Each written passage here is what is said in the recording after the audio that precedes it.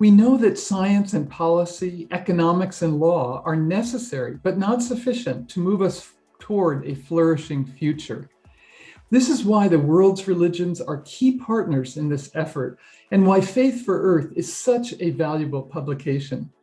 Some 20 years ago, we worked with UNEP's Regional Office of North America in New York to produce the first version of Faith for Earth.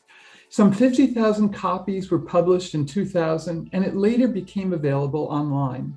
It was widely used in places of worship, in seminaries, and in classrooms. This joining together of religious perspectives on the environment, along with scientific facts about the state of our planet, is continued in this new version of the book. The quality of both the text and pictures and its readable format make it a unique publication. It is the result of the excellent collaboration of UNEP, the Parliament of World Religions, and the Yale Forum on Religion and Ecology.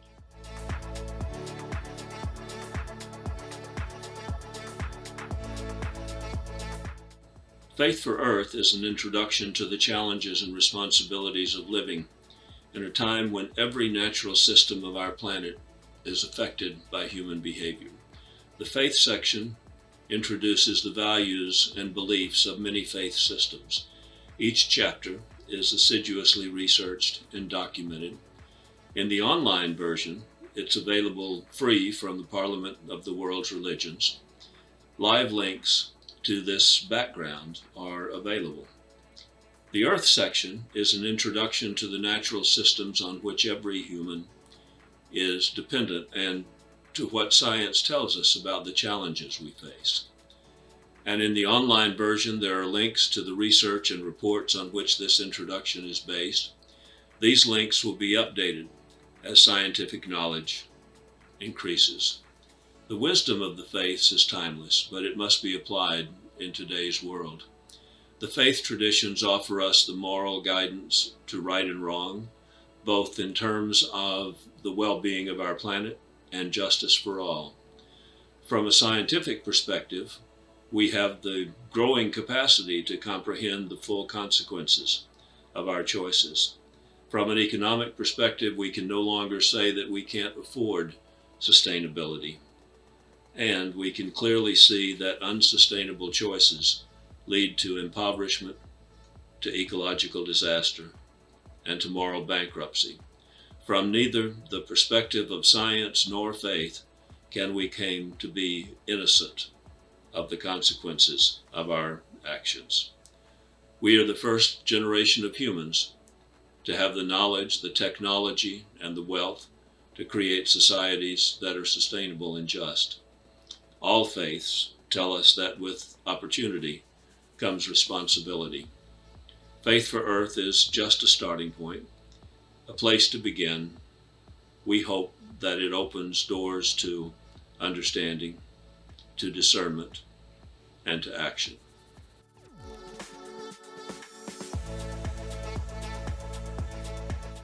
As this book notes, key religious leaders are standing up for ecological and social changes. Indigenous elders and youth on every continent are speaking out for healthy ecosystems, forests and fisheries, sustainable agriculture and seeds. In Judaism, we can see the prophetic work of rabbis Arthur Waskow and Ellen Bernstein. In Christianity, the ecumenical patriarch Bartholomew has highlighted crimes against creation and ecological sin while leading international symposia on water issues. His friend, Pope Francis, has released a key encyclical letter called Laudato Si on care for our common home, calling us to hear the cry of the earth and the cry of the poor. In Islam, the former Grand Mufti of Egypt, Dr. Sheikh Ali Goma, made numerous statements on the need for trusteeship of the earth. In Hinduism, Srivatsa Goswami has led efforts for years on the preservation of the sacred river Yamuna. In Buddhism, the Dalai Lama is a spokesperson for creating the urgent environmental care around the world. And in Confucianism, Du Ming has been calling for a creative basis, a comprehensive one, for environmental and social ethics. I urge you to look at many of these websites and to use this book, The Faith for Earth, for your work. May it continue and may it flourish.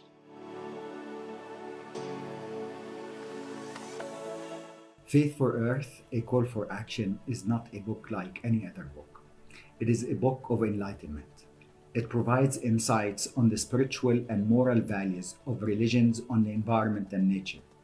The authors have skillfully drafted the different sections as a compendium of religions and scientific knowledge that is direly needed, not only by scholars, but by all those thirsty for religious perspectives on the environment to inform their daily behaviors.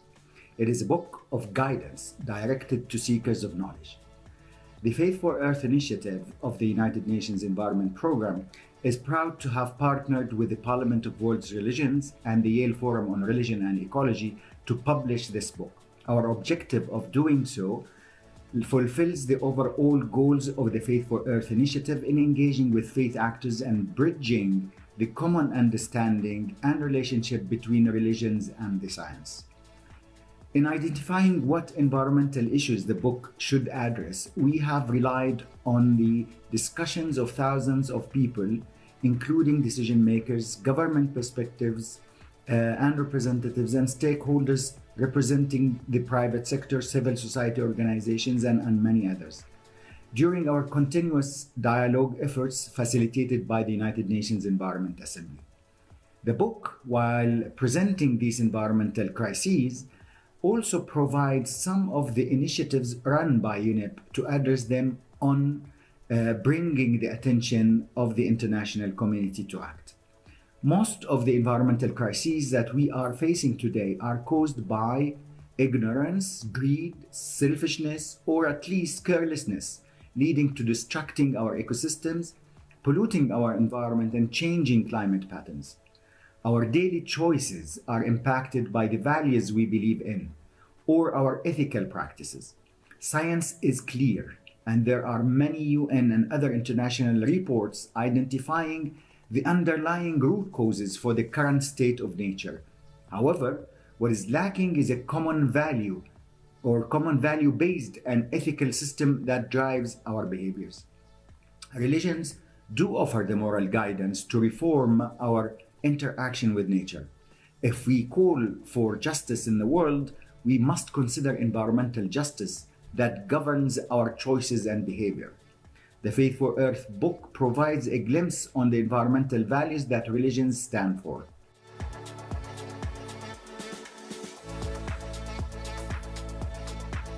In one of our core courses, Theology, Ecumenism, and Pluralism, I asked students to think about the response of religious traditions and spiritual pathways to the environment. While in that class, we also assessed a very recent, from the fall 2020, cross-religious document, Faith for Earth, A Call to Action. And we used this course to explore that document in earnest. Students were advised to assess specific thematic areas akin to particular religions so that we understood more about Zoroastrian and Sikh and Jewish and Christian among the diversity of religious traditions in their respective understandings of the place of humanity correlated to the world all around us.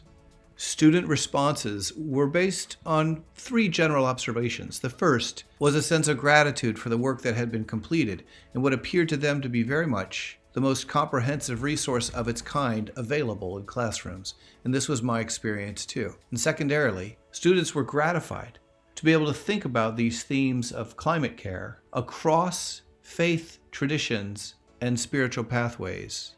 And third, as the world continues to wrestle with what it means to be existing today in a pandemic age, students felt that the global response to a care for the environment all around us has taken on not only a more urgent, but also a more vibrant and spiritually centered focus. I'm very pleased to say a few words in support of the Faith for Earth book. It's a text that's very available for a wide audience, and I especially appreciate that because we are using it in our online courses that we're preparing, these massive open online courses or MOOCs that we're preparing on world religions and ecology. And these will be released on the Yale Coursera platform. And these are courses on an introduction to religion and ecology, indigenous religions and ecology, Western religions and ecology, South Asian religions and ecology, and East Asian religions and ecology. These will be free through the audit button. The Faith for Earth book also illustrates underlying relationships of religious traditions in the ways that they mimic and mirror what we see in the larger Earth community. That is, religions manifest observable differences similar to what we see among life forms and geological formations. This is a very interesting, we might say, a cosmological dynamic that we see in the world around us, and it shows in the religions of the world. But the difference in the religions of the world and in the manifest world around us flows from something uniquely interior to a religion or to a species. Religious traditions have unique expressions of their sense, of their revelations. This interiority, then, is what makes religions resonate with the interiority of the larger world. The Faith for Earth book celebrates the interiority of both religions and of the Earth community. It points towards the deeper cooperation within religions, just as ecosystems cooperate across different communities of life.